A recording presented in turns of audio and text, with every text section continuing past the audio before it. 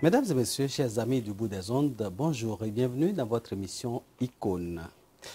Il est économiste fondamentaliste, psychologue de la communication et surtout de la communication politique, soutien indéfectible du président Patrice Talon, un des rares à dire sa pensée de la manière la plus simple et la plus claire possible. Il est incompris parfois de certains. Mesdames et messieurs, ce matin, nous allons à la découverte de Bertin Kohovi. Monsieur le Président, bonjour. Bonjour. Merci d'avoir accepté notre invitation. Bertin Kohovi, c'est qui? Bertin Kohovi, c'est plusieurs personnes à la fois. Parfois, je me demande, en fonction des situations, lequel je dois présenter. Mais je crois que je vais faire une présentation holistique pour qui permette à ce qu'on me comprenne.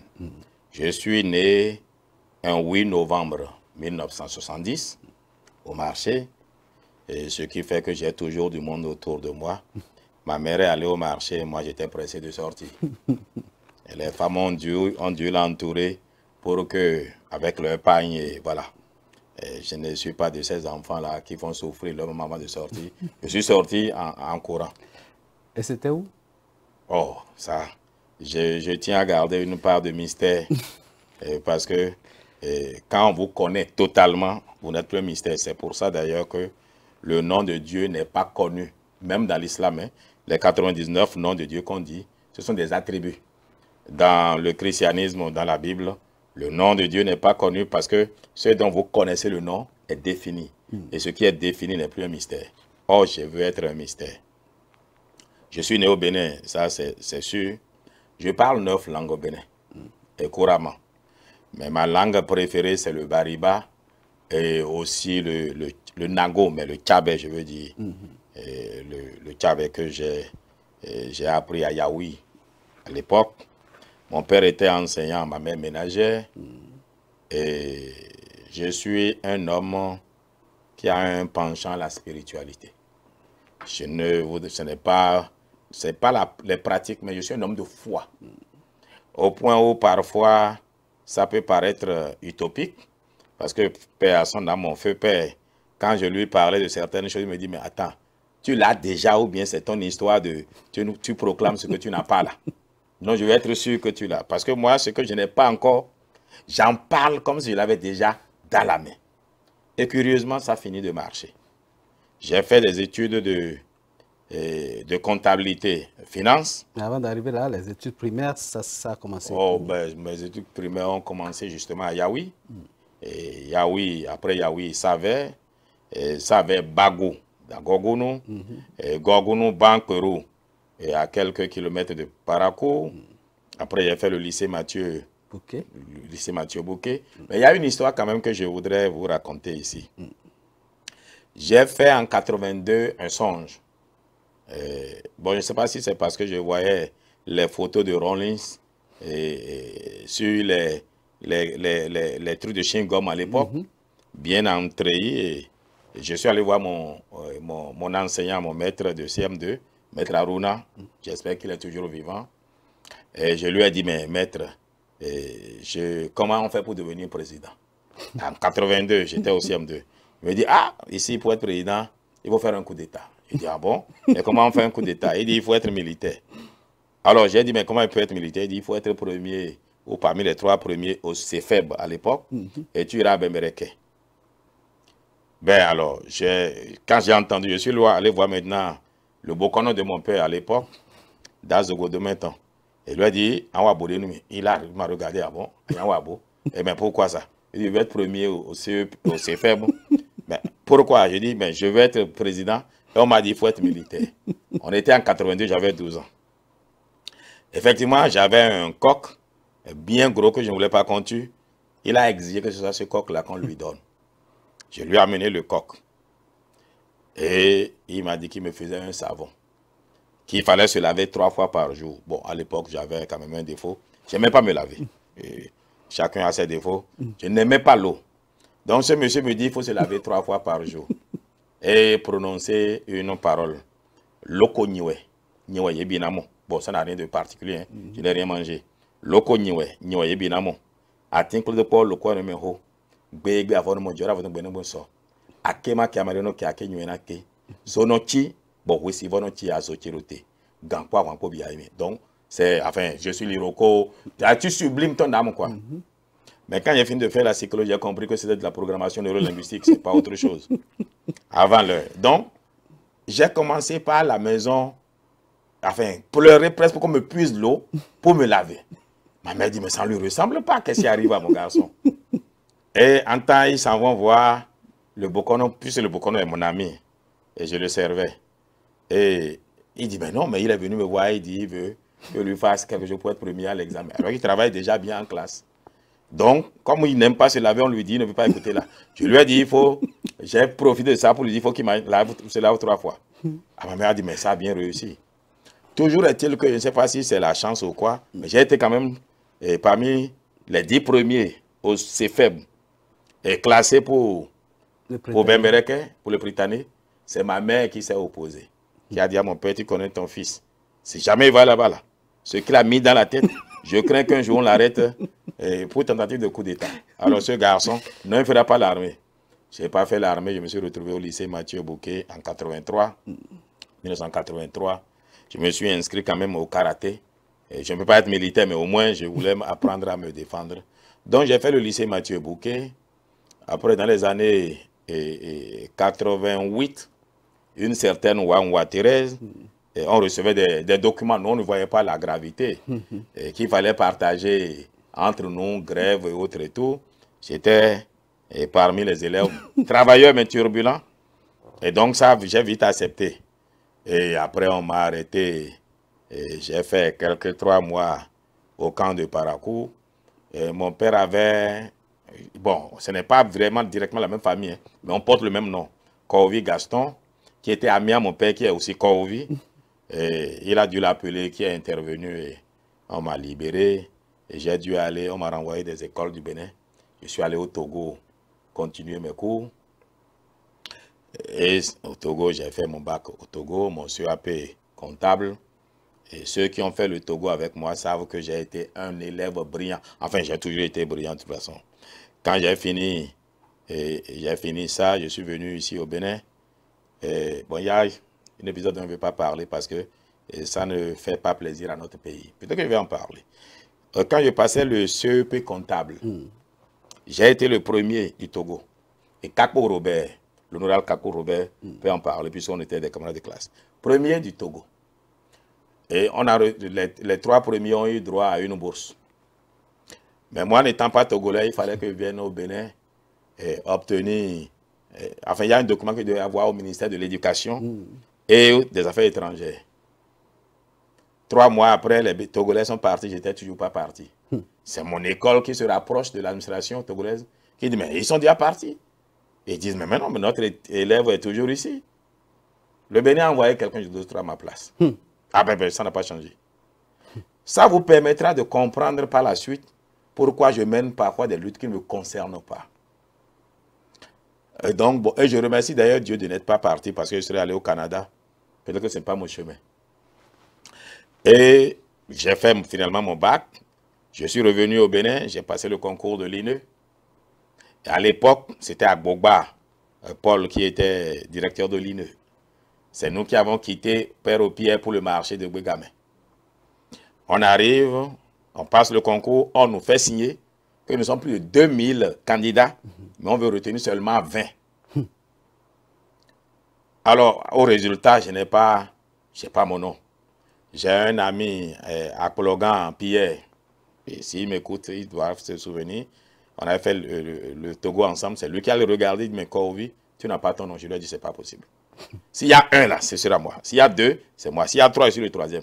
Mais je ne peux pas ne pas avoir mon nom. Il dit, mais c'est un concours. Il dit, et puis quoi encore? Donc, j'appelle mon tuteur, paix à son âme, mais au locaux, Cyprien, il n'est plus. Il me dit, mais écoute, Agbogba, le directeur de l'INE, c'est mon ami.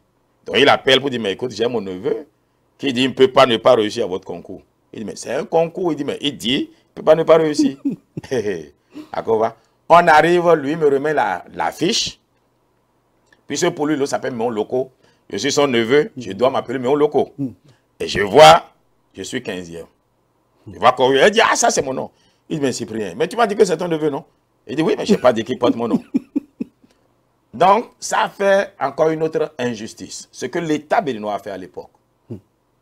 Ils ont retenu les 20 qu'ils ont proposé aux Canadiens qui ont donné la bourse pour les 20. Mais le Bénin a retenu seulement 7 personnes. Et on a pris l'argent des 13 autres pour soi-disant améliorer le cadre pour étudier. Et nous, on nous a permis d'étudier et de faire enregistrement sur titre où tu paies 105 000. Ceux qui n'ont pas cette faveur, ils payaient 350 000. Mais moi, je n'ai rien payé. Parce que pour obtenir mon silence, à Goba, Paul a dû dire, écoute, on te donne une bourse. Tu n'auras pas d'argent, mais tu vas étudier gratuitement. C'est comme ça que j'ai fait l'INE. J'étais en informatique de gestion. Et c'est en informatique de gestion qu'un jour, notre professeur vient, M. Davor, je lui pose la question, il dit, mais quand on finit ici, là, on gagne combien? Il me dit, ah, si vous finissez ici, si vous avez des chances, dans les banques, vous êtes à 250 000. Il dit, mais 250 000, je ne serai jamais milliardaire, moi. J'ai dit, je n'aurai jamais d'argent. Il dit, ah oui, il y a même ceux qui ont fini avant vous, 3 ans, qui sont toujours à la maison. Et il ajoute quelque chose, il y a plus d'informaticiens que le marché béninois ne peut consommer. Alors, le lendemain, quand je suis rentré, j'ai dit non, il faut que je trouve une autre solution. J'ai cherché à m'inscrire à des écoles à distance, mais au Ghana, c'est pour ça que je parle anglais aujourd'hui. ICM, qui est à Londres, où les cours se font au Ghana, et vous composez à l'ambassade. Donc j'ai quitté l'INE, en fin de 2e année. Mais tout le monde me dit, mais c'est pas possible. Même mes professeurs m'ont appelé et dit, mais vous allez travailler un jour pour moi. Vous n'avez rien compris. Avec cette formation-là, vous n'aurez rien. Je suis parti de l'INE. Je me suis inscrit à des cours de cost control, contrôle de coûts.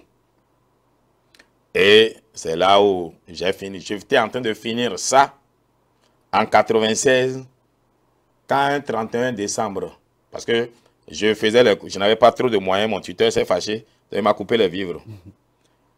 Mais j'avais déjà payé les cours, donc on nous remet tous les cours. On te dit, pour avoir tel niveau, voilà ce qu'il faut savoir au fait.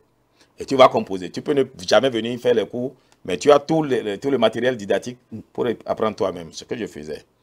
Et je faisais la vente de Chicoré Leroux, paix à son âme. Chitou Oumar, c'était un grand frère qui n'est plus aujourd'hui, qui m'a pris sous son aile et il a trouvé en moi de la volonté de réussir. Donc, Chitou Oumar m'a pris, il me laissait des stocks de chicorée que je vendais. Et j'étais en train de vendre chicorée un soir du 31 décembre. Quand j'ai vu, je me suis approché d'une famille de Congolais. Et je leur ai proposé, il dit, mais vous ne fêtez pas? J'ai dit, mais non, tous les jours sont un nouvel an. Il dit, ah bon? Je lui développe ma théorie, il dit, mais vous m'intéressez, vous? Bon, alors, tout votre stock fait combien? Je dis, j'ai à peine 50 000. Il entre chez lui, il me remet 100 000. Il dit, voici les 50 000, gardez 50 000, allez chez vous. Et le 5 janvier, venez me voir. Le 5 janvier, je reviens le voir. Le gardien ne me permet pas de le voir. Je suis venu janvier, février, mars, avril. C'est en mai maintenant que j'ai décidé maintenant de le voir. Qu'est-ce que je fais? Je m'habille correctement et je vais m'asseoir à son portail à 6 h. 7 h, 8 h, 9 h, 10 h. Le portail s'ouvre, il veut sortir et j'étais bien habillé. Il veut sortir, il me met devant le véhicule. Mais, monsieur, qu'est-ce qu'il y a? Je ne bouge pas. Il ouvre le truc. Qu'est-ce que vous voulez? Il dit, mais monsieur Le Combat. Il s'appelle Charles Le Combat. Il dit, ah, mais vous me connaissez? Je dis, oui. Eh bien, approchez-vous. J'ai dit, mais vous ne me reconnaissez pas? Il dit, non. Il dit, non. Il dit, mais je suis le vendeur de chicorée. Il dit, mais vous avez disparu pour à peine 100 000 que vous avez donné. Je vous ai devenu. Il dit, mais je suis venu depuis janvier, personne ne m'a permis de vous voir. Il dit, bon, montez dans le véhicule. Je monte dans le véhicule et ce monsieur se trouve être un conseiller au président Kérékou. C'est comme ça qu'il m'a mené au palais. Il a un bureau. C'est un agroéconomiste, mais congolais. Et on s'est mis à parler. Il a dit, bon, écoute, j'ai mon tonton qui veut faire un comeback, comme Kérékou, il parlait de Sassou Nguesso. Et il me parle. Après, il me dit, bon, écoute, je vais vous passer le président. Je lui ai déjà parlé de vous et il voudrait vous recevoir. Je dis, ah bon, oui. Il dit, mais vous avez de la chance parce que la délégation des autres qui doivent aller, c'est dans à peine une semaine. Il dit, vous avez un passeport? Il dit, non. Je suis resté, c'est là où j'ai compris le sens du pouvoir. Je suis resté dans son bureau. On a appelé l'immigration, ils sont venus me prendre en photo, faire ceci. Acte de naissance, c'est même pas... J'ai eu de passeport le même jour. Ah, le pouvoir, il faut faire attention au pouvoir. Bon, je ne sais pas si aujourd'hui on a encore le même pouvoir, hein, mais à cette époque-là, le même jour, le passeport est sorti.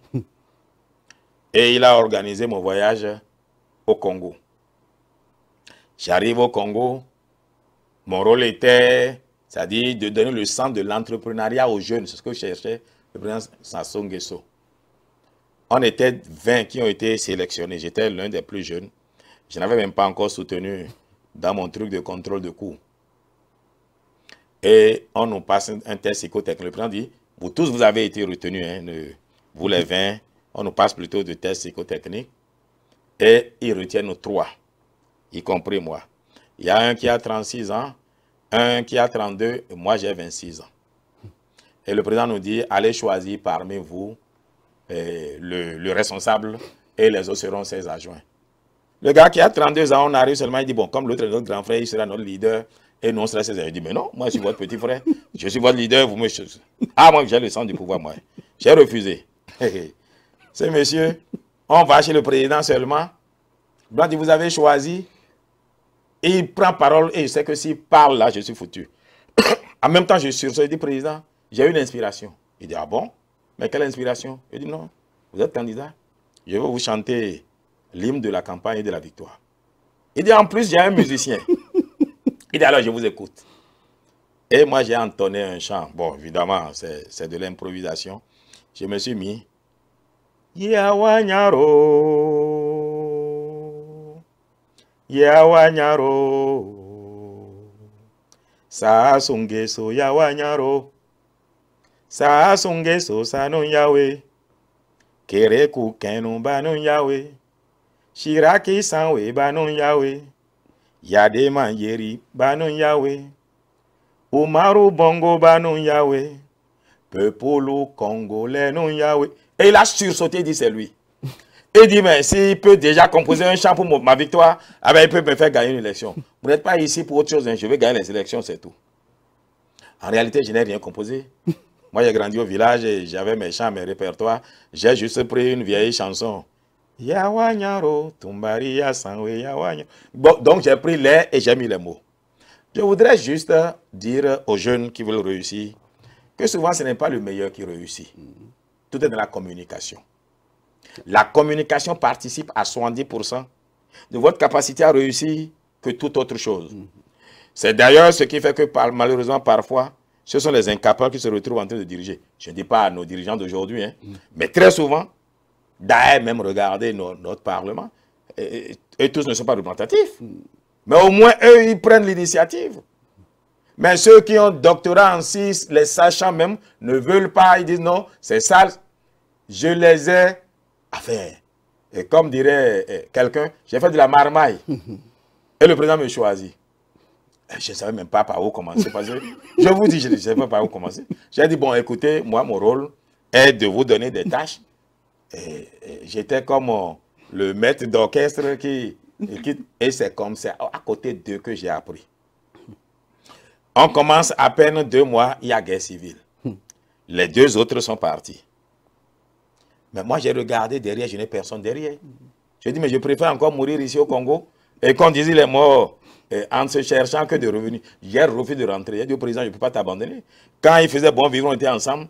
La guerre, maintenant, tout le monde s'en va, je ne vais pas partir. Il dit, ah ben dis donc, il était étonné. Mais il n'a pas compris que, bon, on peut donner ma il n'y a rien derrière. Donc moi, je suis resté. 1 mois, 2 mois, 3 mois, 4 mois. Je voyais les marabouts sénégalais qui tuaient des moutons presque tous les jours. Après, j'allais voir le président. Il dit, mais moi, le président, si les moutons devaient nous donner la victoire là, on aurait déjà gagné depuis. Je connais un vieux chez moi qui ne va pas vous prendre grand-chose. Alpha Iliasso à Tourou. Il avait 85 ans, il est mort déjà. Et si on va le voir et prier pour vous, mais vous aurez des solutions. Il dit, ah bon? Oui. Et il va côté, il dit, rien du tout. Et effectivement, on a décidé de venir le rencontrer. Et c'est d'ailleurs chez lui, chez le président Sassou, que j'ai connu le président Émile Derlin Zinsou. Émile Derlin Zinsou qui courait pour être à la francophonie. Et qui allait voir Sassou. Ça lui dit, mais j'ai un de tes jeunes ici. Il dit, ah bon? Et il me sort, il m'appelle, je viens, je le salue, je lui parle. Il dit, ah ben, dis non. Mais il me dit, mais t'es barré les filles. Mais putain, tu n'y as aussi. Il lui a dit, oh, moi aussi, nous, ouais. Bon, donc, il était étonné. Alors, on revient à Cotonou, effectivement, avec Sassou, avec le père, son âme, Emmanuel Yoka, il est mort il y a 2 mois. Et on va vraiment à Tourou faire des prières. Et ce monsieur, c'est là où j'ai connu la phrase 105, Phil, l'éléphant. Il dit, tant que les éléphants ne sont pas allés à la Kaaba, attaquer la Kaaba, eh bien, les soldats de l'Issouba ne viendront pas là où Sassou est. Parce que Sassou était dans le pays de la guerre, en réalité. Et, bref, toujours est-il que les choses ont passé exactement comme il a dit. Et ce vieux dit, je ne veux pas un franc. Je sais que vous avez tort, mais vos forces s'équilibrent et si on ne vous laisse pas, si on ne gagne pas, ce sont les populations qui vont souffrir. Mais je ne veux pas l'argent du sang, donc il n'a rien pris.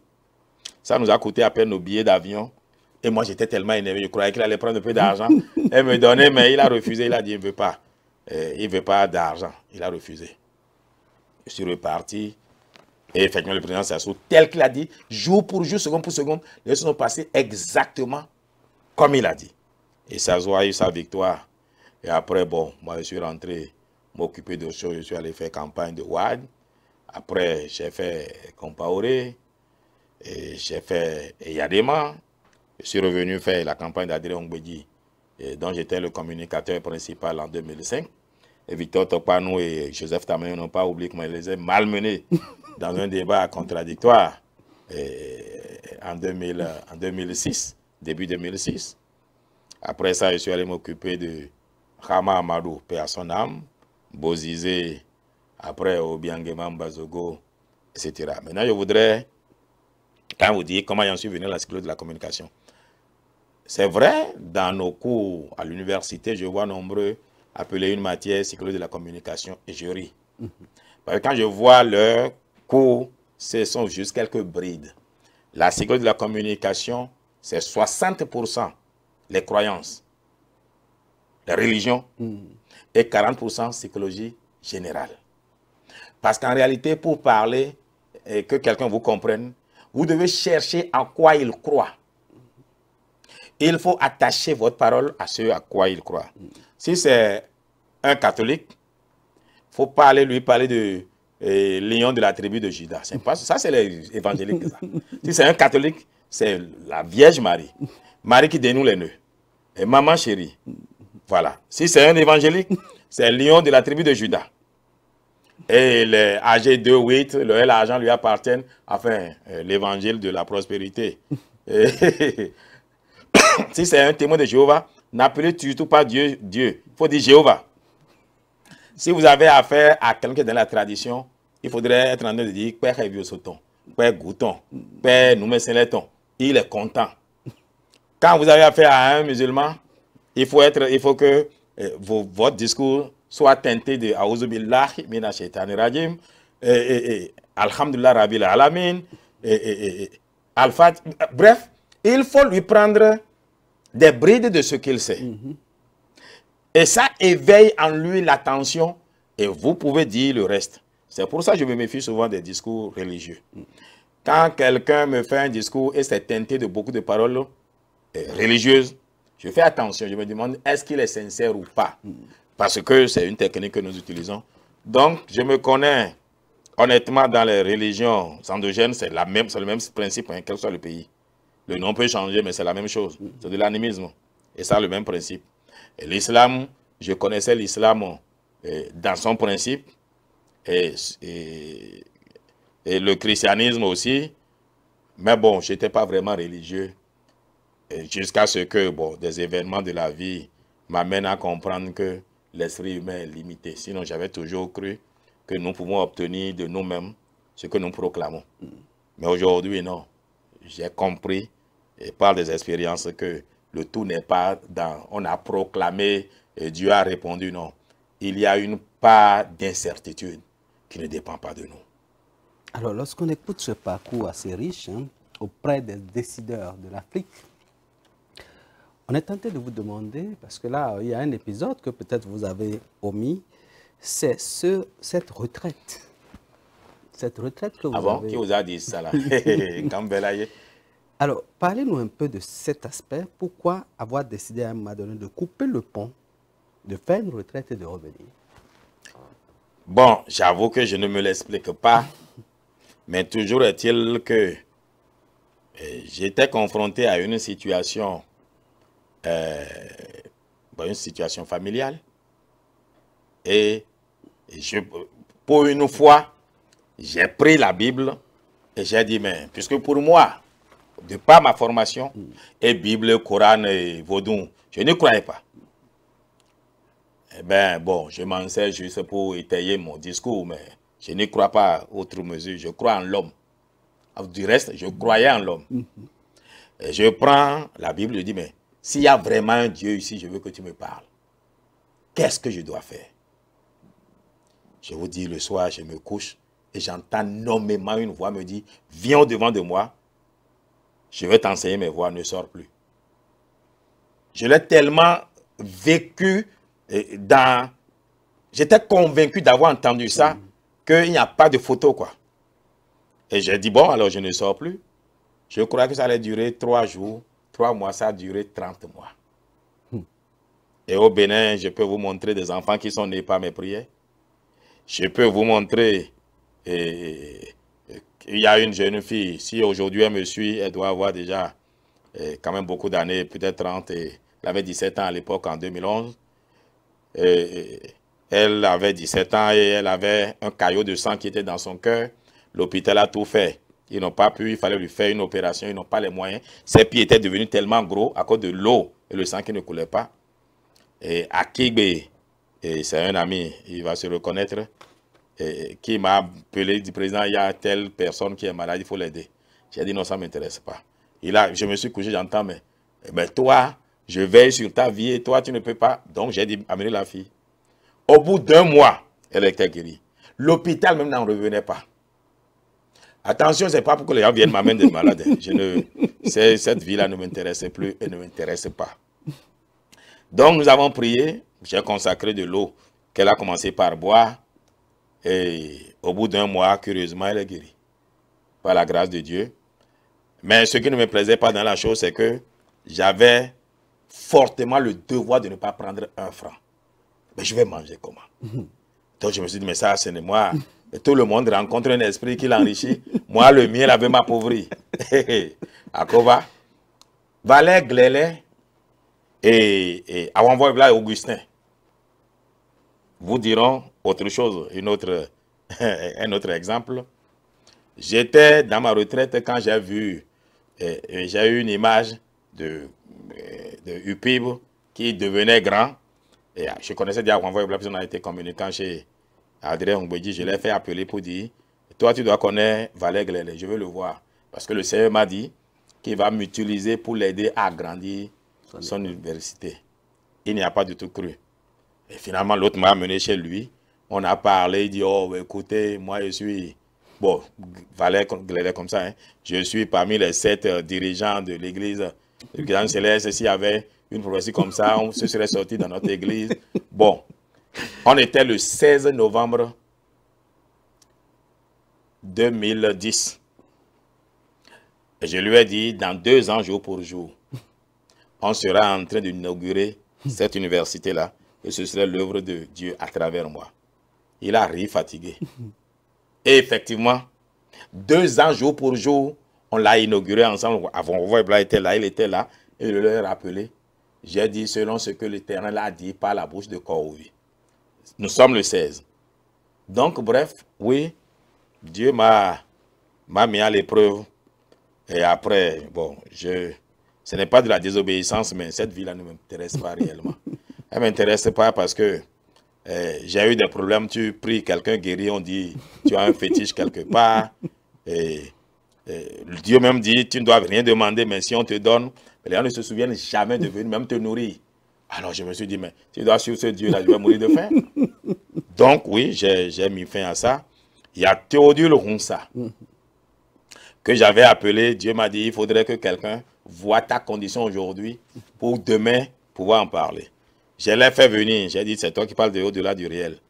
viens voir ma condition aujourd'hui. Mais le Seigneur m'a dit qu'il va faire de moi Premier ministre dans un pays où je suis étranger. Et je vais servir 7 ans dans ce pays-là. J'irai en prison, je vais revenir dans mon pays. Et par la suite, la voie de la présidence me sera offerte. Théodule Roussa. Il est encore là. Il est encore vivant. Ah, mais comment? Eden TV. Ah, il est maintenant. E-Télé. Ah, E-Télé, très bien. Il est encore là. Quand je lui ai dit ça, il m'a regardé. Bon, il a eu un peu pitié de moi. Bon, il s'est dit que je suis devenu fou. Mais je crois que le Seigneur est en train de faire son œuvre. Adrien Ombedi. J'étais toujours, en 2011, j'étais toujours en retraite. Quand j'ai eu une vision qui va perdre les élections à 53%, Yahi Boni fera KO. Qu'il fasse KO n'est pas le problème, mais c'est avoir le taux. Il a dit non, ben, on l'a battu à 53%. Et il doit se demander, mais comment je savais? Bon, il y a tellement de cas, mais ce n'est pas de ça que je suis le plus fier.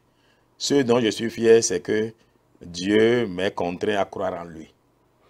Alors, quand vous avez pris Théodule Roussa comme témoin, vous avez dit à Valère Clélet, Oui. la prophétie, comment ça s'est réalisé?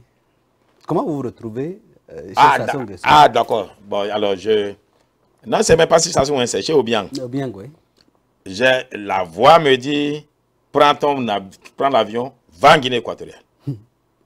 J'atterris en Guinée équatoriale sans savoir où je vais rester. Je prends le taxi et je dis au gars, je vais à Paraíso. Au paradis, je vais au paradis. Il dit, ah, Paraíso.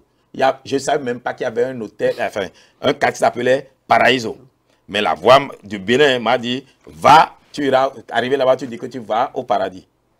Donc, il a dit, ah, Paraíso, il m'amène. Effectivement, dans le quartier, il y a un hôtel. Et je viens, je dis, je vais prendre une chambre. Vous payez comme quand? J'ai dit, celui qui m'a envoyé ici payera. Oh, je ne veux pas que les gens se... Parce que c'est de la folie en réalité. Mais toujours est que, c'est-à-dire, l'esprit a su... Les choses sont passées. Alors, donc j'arrive là, je n'arrive pas à payer finalement. On me prend, on va m'enfermer. Et c'est là justement que mon destin va se faire. On m'enferme. Et c'est dans ma détention que je rencontre quelqu'un qui est de la famille présidentielle. Et j'avais surtout la prison et le fait de prier tous les jours, encore décuplé mes dons de guérison. Donc j'ai commencé par faire ce que d'aucuns peut appeler miracle. Ce n'est pas un miracle, tous les êtres humains sont capables de ça. C'est qu'ils ne s'éveillent pas à leur conscience. Donc j'ai commencé par faire des choses qui étonnaient des gens. De fil en aiguille, c'est aller un peu plus haut. Et bon, voilà. Et je n'ai pas été appelé par le président de la Guinée équatoriale au départ par rapport à mes capacités intellectuelles. Ce sont par rapport à mes capacités enfin, vous avez compris. Et ils avaient un malade qui avait un problème que Dieu a voulu guérir à travers moi. Et c'est après ça que, en parlant avec Balthazar Ngwenjo, le père du jeune Balthazar, l'étalon, c'est lui qui a vu et me fait passer. Il a vu, mais tu as travaillé avec tel président, mais qu'est-ce que tu fous ici? Pourquoi tu parles de Dieu maintenant? Je lui ai dit, Dieu m'a appelé. C'est là, il dit, bon, écoute, mon oncle a des problèmes de communication et d'image et je veux que tu t'en occupes. Donc, c'est là maintenant que je me dis, mais tiens, ce qu'on va faire, on va faire une cérémonie honoris causa. Et je me souviens de Valère Clélet qui a une école et je lui dis, écoute, on va faire telle cérémonie. Il dit, mais je ne suis pas qualifié. Il dit, oh, le Seigneur qualifie ceux qu'il a choisis. Je m'occupe de tout. D'ailleurs, je savais déjà faire ça. Donc, c'est moi qui ai conduit tout de zéro jusqu'à la fin. Et voilà, le président était tellement content.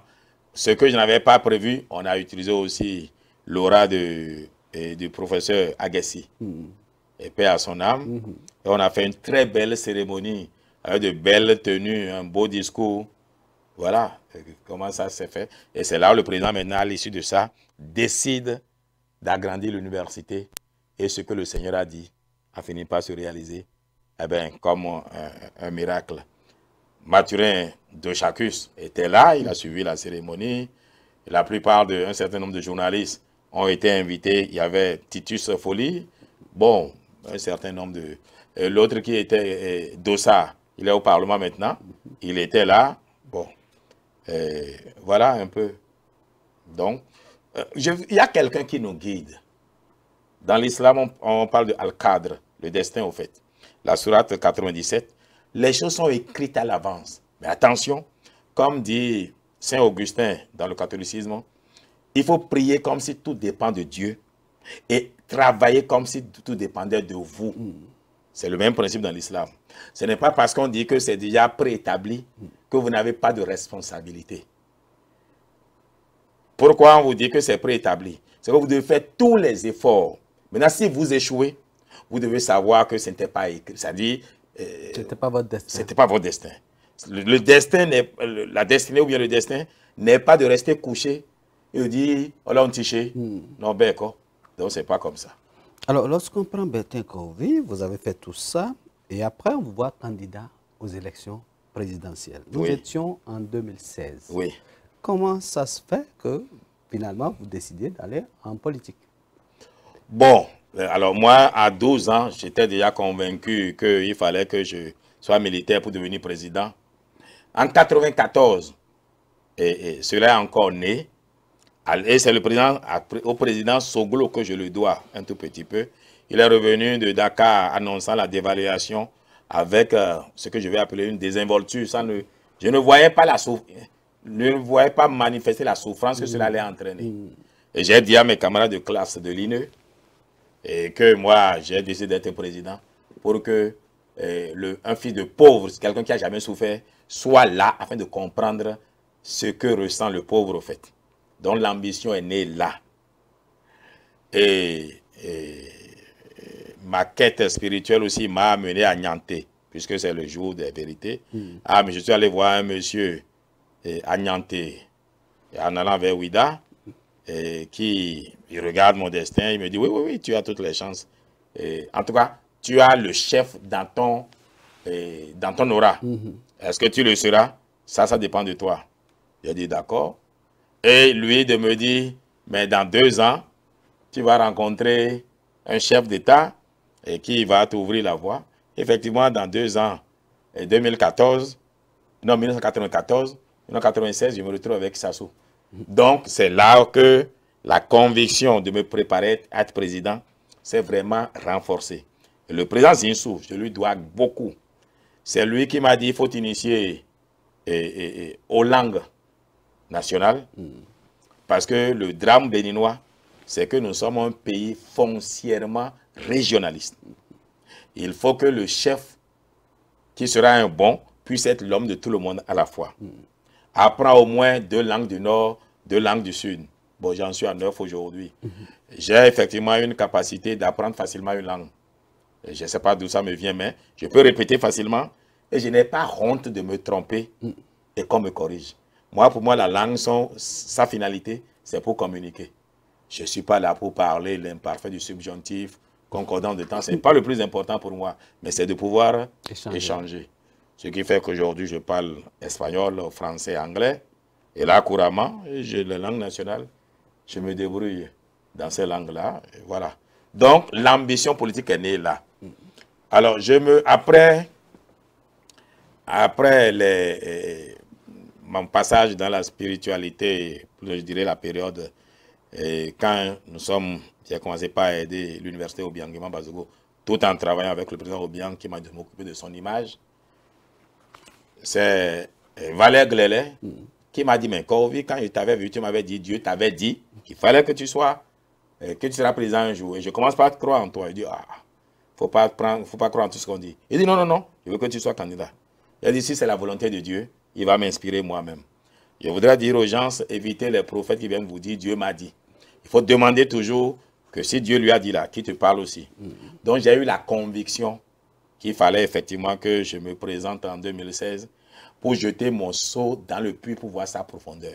Je n'ai jamais eu l'illusion que je gagnerais en 2016. Je ne suis pas un idiot. Mais vous n'allez pas à une bataille en ne proclamant pas votre victoire. Allez dans 1 Samuel 17, versets 45 à 50. David qui va au-devant de Goliath et qui commence par établir l'issue de la bataille. David avait 16 ans. Goliath en avait déjà 32. géant, il faisait peur à toute une armée.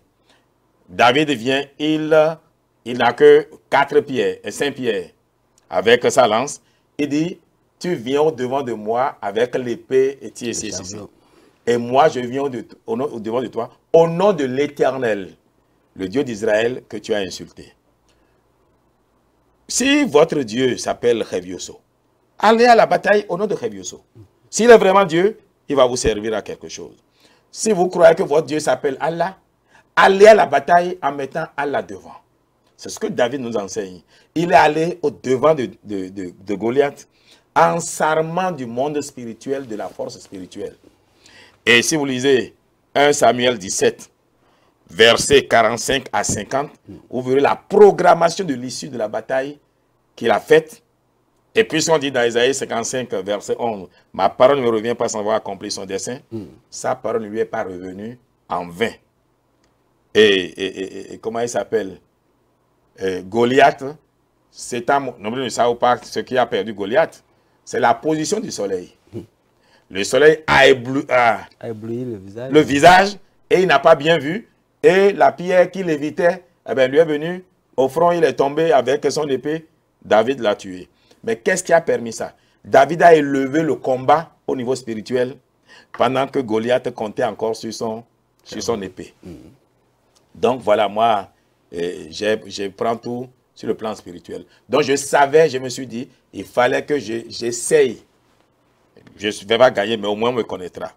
Et je vais voir le prophète Tobo Edjerepe à son âme, qui me dit, mais Kohovi, tu as de bonnes idées, mais ça ne suffit pas, on ne te connaît pas. Et il faut que tu te fasses connaître. J'ai dit, ah bon? Et si je me fais connaître, vous allez me soutenir? Il dit, oui, il faut te faire connaître. J'ai réfléchi, j'ai dit, mais qu'est-ce qui, pour me faire connaître là, il faut que je fasse de l'insolite. Qu'est-ce qui fait peur aux Béninois? La mort, les cimetières. Qu'est-ce qui leur fait peur? L'Iroko, arbre sorcier. Ah ben, il a décidé d'aller habiller les Iroko en les filmant. Aller au cimetière, eh ben, au bout d'un temps, tout le monde ne commençait pas à parler de Kohovi. Pas en bien, hein, mais au moins parler de Kohovi. Donc c'était la première étape, qu'on parle de moi, qu'on me connaisse. Et les années qui vont suivre, quand je serai prêt maintenant à être vraiment candidat à mon propre nom, je vais parler économie, montrer ce que je sais faire. Donc, c'est comme ce que disait Richard Boniourou. J'ai dit, mais ta tactique là, non, tu es déjà président de parti. Tu ne peux plus utiliser cette formule-là. Moi, je l'ai utilisée pour me faire connaître. Et surtout, sur TikTok, jusqu'à un passé récent, j'aimais comme insulte. J'ai même loué les services de Nado, qui aime parler des cochonneries. Eh ben, il m'a fait booster. Et tout le monde m'a connu, tout le monde... Bon, les puristes se fâchaient comme s'ils ne vont pas à la selle.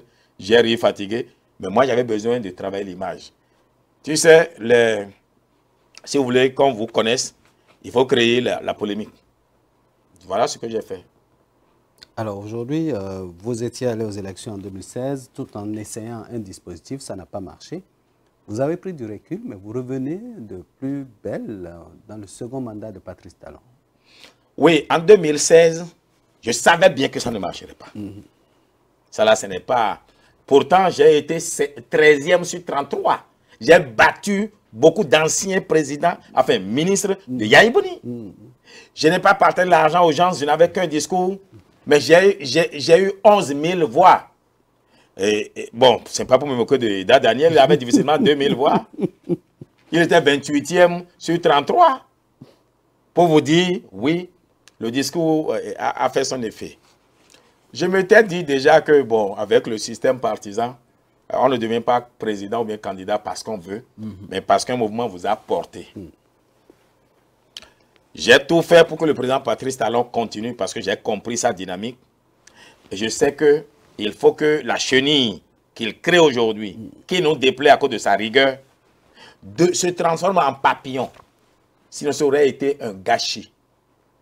Mais je ne vois pas autour de nous, et je suis sincère, des gens se comprenant réellement les enjeux. Je vais vous dire pourquoi. Aujourd'hui, le président Patrice Talon, avec tout ce qu'on a comme infrastructure, mais quand même, ça a été fait en augmentant notre dette souveraine de 6 000 milliards. J'entends LD trouver que c'est trop, c'est trop. La dette en soi n'est ni bonne ni mauvaise. C'est ce qu'on en fait. Il se trouve que Talon en a fait quelque chose. le Bénin apparaît comme un pays aujourd'hui en construction. Il y a déjà un existant sur lequel on peut s'adosser pour se projeter. Mais s'il y a la suite de talons, celui qui vient doit conduire la même politique de rigueur où on empêche le peuple de manger 3 boules d'akassa, on lui arrache 2, on lui laisse une pour qu'il ne meure pas. Regardez comment vous avez maigri. Vous avez perdu votre ventre. Et heureusement à talons, nous avons tous maigri. Mais c'est le sacrifice à faire pour atteindre les résultats qu'on a. Mais après ça, on ne peut plus continuer dans la même lancée. Ce serait la catastrophe. Le peuple va se révolter. Parce que c'est la fin qui sort le loup du bois. De 2026 à 2031, il faut plutôt qu'on permette au peuple de manger 2 boules et garder toujours une boule. C'est de 2031 à 2036 qu'on peut lui permettre de manger 3 boules. C'est cela ce que ça demande. Aussi, il faut pouvoir aménager, viabiliser les terres agricoles additionnelles pour que nous produisions assez pour nourrir notre population et vendre le surplus sur le Nigeria, qui est notre client immédiat. Oui. Il faut que le projet Dogo Bis, 158 MW d'électricité, avec une capacité de faire de la pisciculture, de faire l'irrigation, c'est un projet structurant qui va vraiment construire une économie au Bénin. Il faut le réaliser. Il faut réaliser le projet contournement Cotonou Nord-Est qui permet d'éviter les go-slow qui nous font perdre 40 milliards chaque année en temps perdu à aller à Cotonou-Calavi. Il faut faire le projet à Hozon, centre de transfusion sanguine qui est là depuis 15 ans mais qui n'a jamais été fait. Et il faut aménager 3 millions d'hectares de terres additionnelles qu'on va partager à nos vaillants cultivateurs. Ils vont produire et c'est en produisant qu'ils vont rembourser l'investissement qui a servi à aménager la terre. Ce n'est pas un secret pour quelqu'un. J'ai des relations, alhamdulillah rabbil alamin, j'ai des relations au Qatar, au Koweït, à Bahreïn et en Turquie. J'ai identifié déjà des banques islamiques. Et le financement islamique n'a rien à voir avec la religion. Parce que le Coran dit, Sourate 2, verset 256, et vous pouvez le dire aux musulmans qui vous demandent de devenir musulmans. Il n'y a pas de prosélytisme en islam. C'est un péché. L'autre, c'est Dieu qui invite à venir l'adorer. D'ailleurs, même dans la Sourate 2, verset 255, Al-Kursi, personne ne peut invoquer Dieu, Allah, sans son autorisation. Donc, c'est même lui qui invite qui doit l'adorer. Alors, donc, le financement islamique est un financement participatif éthique. En quel sens? Quand on amène l'argent, l'investisseur, la banque amène l'argent, vous réalisez l'infrastructure. C'est la gestion de l'infrastructure qui génère des ressources pour payer le principal et partager le bénéfice. Donc, c'est ce type de financement que je suis en train de moduler. Ce n'est pas un secret pour quelqu'un, le 15 prochain, le 15 juin, je prends mon vol pour Zanzibar. Je vais sur l'île, travailler avec le gouvernement de Zanzibar pour structurer de tels financements. Je vais en Tanzanie, sur la terre ferme, pour travailler avec l'équivalent de Glo Jigbe. Ce sont les mêmes qui font ça là-bas. Tanzania Industrial Park, pour l'électricité photovoltaïque. Donc oui, les mêmes modélisations financières doivent se faire au Bénin pour que les choses aillent de l'avant. J'ai regardé parmi nous, je n'ai pas vu quelqu'un qui comprenne la chose comme je les comprends. Attention, moi je ne suis pas de ceux qui croient qu'ils sont indispensables. D'autres peuvent avoir des idées, mais ils ne l'ont pas partagé avec moi. Aussi, et ça il va vous surprendre, quand j'observe notre pays, et me basant sur ce qui arrive aux réformateurs, si jamais on a même le candidat de Bloc républicain, candidat de UPR, et après candidat de LDLA, ce sera un référendum contre la mouvance. Parce que les populations ne feront pas la part entre UPR et BR. Ceux qui croient ça dans notre mouvance là se trompent. Ce sera un référendum contre la mouvance, c'est-à-dire contre les réformateurs. Les réformateurs ont aussi de malheureux qui énervent toujours les gens. Les hommes sont réticents au changement. Ils vont voter contre nous et ça va profiter même si c'est un chien que les autres ont, il sera élu. De ce point de vue, je suis allé demander humblement au président Patrice Talon, qui ne veut quand même pas que son héritage se détruise, qu'il m'accorde d'être son dauphin et d'être candidat indépendant. D'ailleurs, ceux qui me connaissent savent bien que je suis indépendant. Je suis le seul à dire ce que je pense de lui. Je soutiens un mouvement que je critique tous les jours. Mais c'est ça l'indépendance dans ma tête. Et ça fait que j'ai mon électorat à moi. Que LD ne pas arracher, que la mouvance ne pas arracher. Mais si moi je ne suis pas candidat, même ceux-là risquent de ne pas aller voter.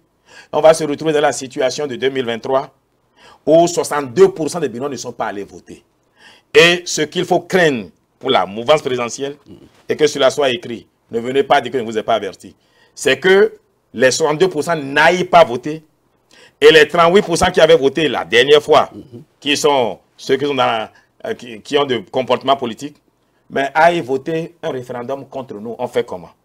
Or, ce serait la catastrophe si la dynamique Talon s'arrêtait. Je ne dis pas que ce que Talon fait, hein. Il faut que la chenille se transforme en papillon. Il faut que de ce que Talon a fait, on produise quelque chose de plus beau, mais partant de ce qui a été fait aujourd'hui. Il n'y a pas de papillon sans chenille. Il n'y aura pas Korovi ou bien un succès de Korovi sans Patrice Talon. Donc, je me suis dit, il faut que je sois candidat. J'apporte deux avantages. J'évite qu'on se retrouve dans une situation mouvance-opposition et qui est ras de marée contre la mouvance. Parce que j'entends nombreux, et là, je vais parler de mon frère et ami, comment c'est, l'honorable Yaouido, le ministre conseil Yaouido. Je l'ai écouté sur un plateau, il dit, mais LD ne peut pas gagner, ils n'ont personne là-bas. Et j'ai fatigué, il dit, mais à Kiniché. Mais ce n'est pas LD qui va gagner. C'est qu'on va voter contre nous, en fait. Même si LD dépose même Musareil, là. Je vous parle sincèrement. Donc, quand j'ai écouté, il dit, Kiniché, je parle avec certains, ils sont dans la même dynamique. On a fait route, on a fait de l'eau, on a fait l'électricité. Mais ce n'est pas ça qui fait gagner l'élection. C'est l'émotion. Quelle émotion nous partageons avec nos populations? Nous apparaissons même comme ceux qui les malmènent, pour certains. L'administration parfois fait des erreurs. La douane, la police et la justice y mêlent. On saisit. C'est dans certaines situations de saisie de cajou ou bien de soja. Vous vous demandez, mais si ceux-là ne veulent pas nous rendre impopulaires, car le décret qu'ils appliquent là ne dit pas ce qu'ils font.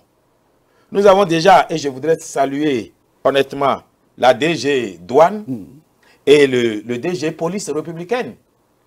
Honnêtement, ça dit ceux-là, et le colonel Laourou, que je traitais de tous les noms d'oiseaux, j'ai vu que ce monsieur est un grand homme, sa patronne, la DOD, enfin la douane au niveau de l'administration, au sommet, veut appliquer les règles avec l'esprit et humanité.